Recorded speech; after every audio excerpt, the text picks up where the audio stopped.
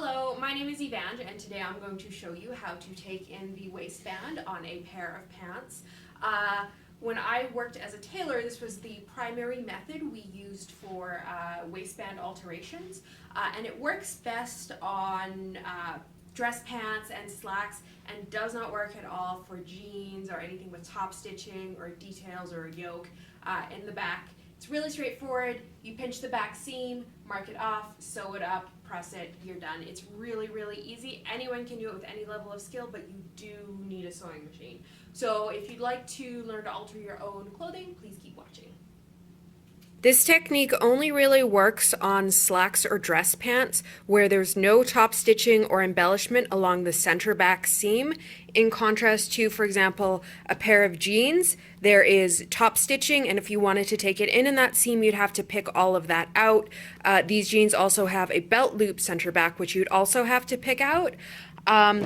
These pants are great because they don't have any belt loops, so I don't have to worry about that. If your pants do have belt loops, a lot of the time dress pants, men's pants are often made to be altered, so they will offset the back belt loops from the center back seam, and you'll have like two belt loops a little bit apart instead of just one in the center back.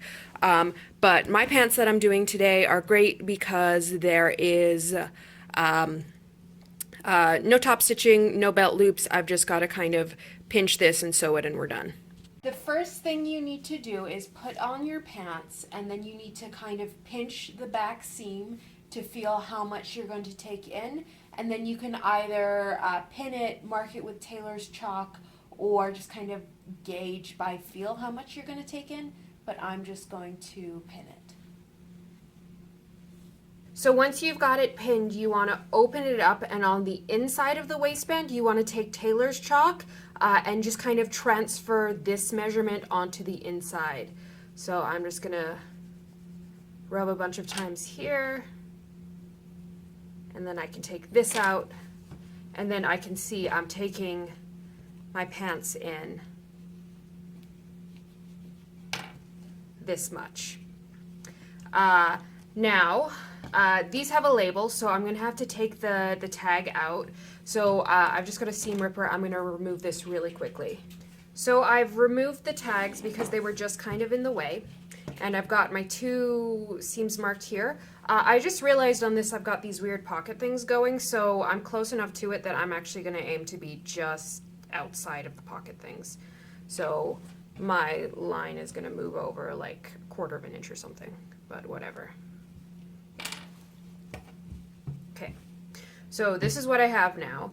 This waistband is a solid piece. Here it's sewn up, this is a solid piece. I'm not going to worry about that for now. I'm just going to take apart the center back seam from the top down about 6 inches. So I'm using a seam ripper for this. This is a more high-end one, but you can get a seam ripper for like 50 cents or something, like less than $1. But yeah, I'm just going to rip out this seam about 6 inches. So this is about what it looks like now, and you can kind of see better. So I've ripped the seam down, opened it up about, what is that, 6-7 inches, and I've left the waistband completely intact. Now there is a center back seam right here, but there isn't on the inside, so I'm just going to ignore this. There are some pairs of pants that it's made so that you can very easily pull out the entire seam and take it in or take it out. This one is kind of like not really. So I'm just going to cut it, and ordinarily that would leave like a weird frayed bit. It's fine because this will be folded in and there's going to be enough of it to kind of absorb the ratty edge. So I'm just going to cut straight through like that. And it's okay if you nicked a bit of the pant fabric as opposed to the waistband fabric. So this is what you have in the back. You've got the seam that's open. There should be some like stray threads from where you were pulling it out. You can kind of clean those up, but you should still have like more or less the way it was finished in the factory. The serged edge should still be there. You shouldn't cut this part. It's a little bit nicked. It's fine. It's not a big deal. But yeah, basically you have this. So what you're going to need to do now is turn the entire garment inside out, and then you can pin it. So what I'm doing is I'm just lining up the edges and I'm pinning it. So the seam I just ripped out is now pinned back together, but I'm going to draw in a new seam line. So what I'm going to do is, this is the mark right here from where I wanted to take it in. There is this pocket here, which is a bit weird, so I'm just going to move it to the slightly the other side of the pocket. And then what I'm going to do is I just need to kind of angle this in over the next 6 inches or so. So that's about where I'm going to sew. I'm avoiding this pocket. I can feel on the other side it's not going to hit the pocket. This seam right here is a little bit twisted and you are going to need to kind of pick it out a bit, but I can do that afterwards. What I'm going to do now is I'm going to get my sewing machine and I'm going to sew along here. So I'm just going to sew up this seam that I've marked all the way until the end where I had no longer ripped the original seam. So it's actually going to end about there, so from there to there.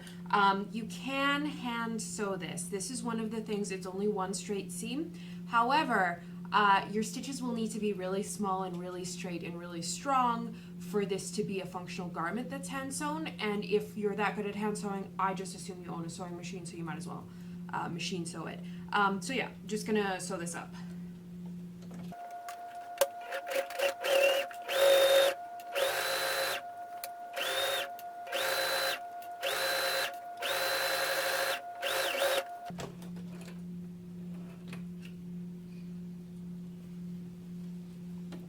Okay, so that's the seam I've just sewn. What I'm going to do now is I'm going to try it on to make sure it kind of fits right and there's no like weird, at the end of this seam, there's no like weird puckering out or anything like that.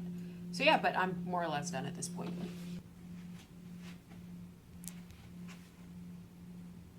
So if you're not happy with how this has turned out, maybe there's like a weird peak where your seam met the pants seam, or it's kind of puffy or it's too tight, you just go back to step 1, rip it out, start again. Fairly straightforward, although it's kind of annoying to have to pull out that seam. If you're happy, you just have to clean it up, kind of clean up any bits of fluff that are left. And if at the top you have any bits of, like this is folded over into here so that when I press it, it's going to be folded over twice, you need to clean that up. Just, you know, use a seam ripper and kind of clean this up. So I've picked out some of this seam, but I can see it's got some like ratty bits from where I cut it. Hopefully your pants don't have this. You should just have a straight, clean cut, but mine do. So what I'm going to do is I'm just going to trim this up, and I'm not going to go very far into this where the original serge seam was. I'm going to make that as short as possible, but what I'm going to do is I'm just going to zigzag this at the end. So I'm just going to trim off any extra like bulk here, and I'm going to pick out any seams that are folded over or causing problems. But yeah, for the most part, I'm just going to leave it like this, and then I'm going to like zigzag this. So yeah, so I'm pretty much done. Now I just need to press this flat.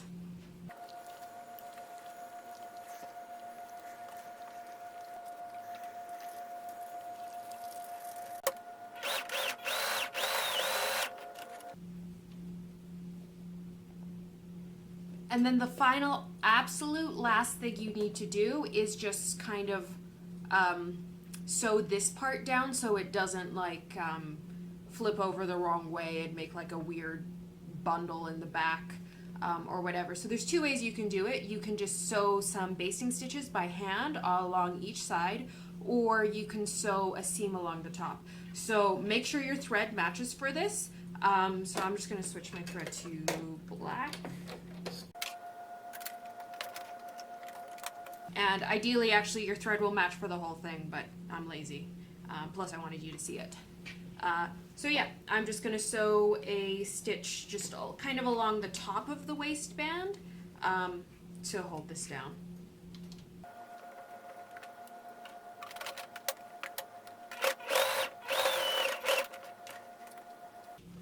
And that's about it. You're done.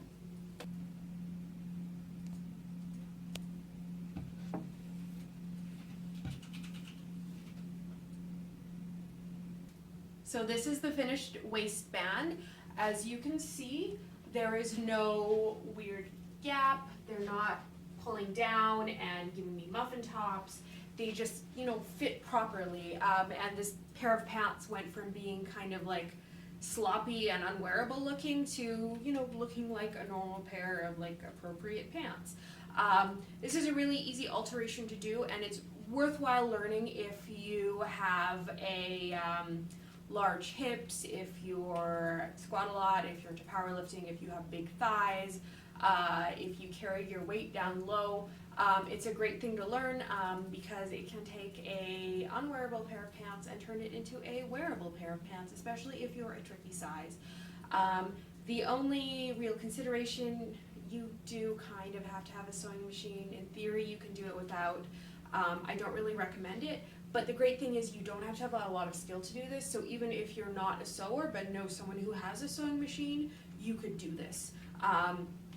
So yeah, that's basically it. Altering a pair of pants. Try it out. It's a great way to save money. This alteration will usually run you about $25 to $50 depending on where you live, and like it's 10 minutes of work. So really, like, why would you pay $30 when you can do this really, really easily? One of the other things you need to consider is if you have a really, really extreme difference between your waist and your hips, there's a finite amount of fabric you can take out of the center back seam before the pockets start like looking weird. The maximum you can take out is maybe like 2 inches on each side of the seam, maybe like 1.5 inches, so like 3 to 4 inches total is what you can take it in the back seam. Once you run out of that, you move to the side seams, and instead of doing the back, you could do 2 alterations in each side, or if you've got a really, really extreme difference, you would do it in all 3 places. You do the back seam and both side seams.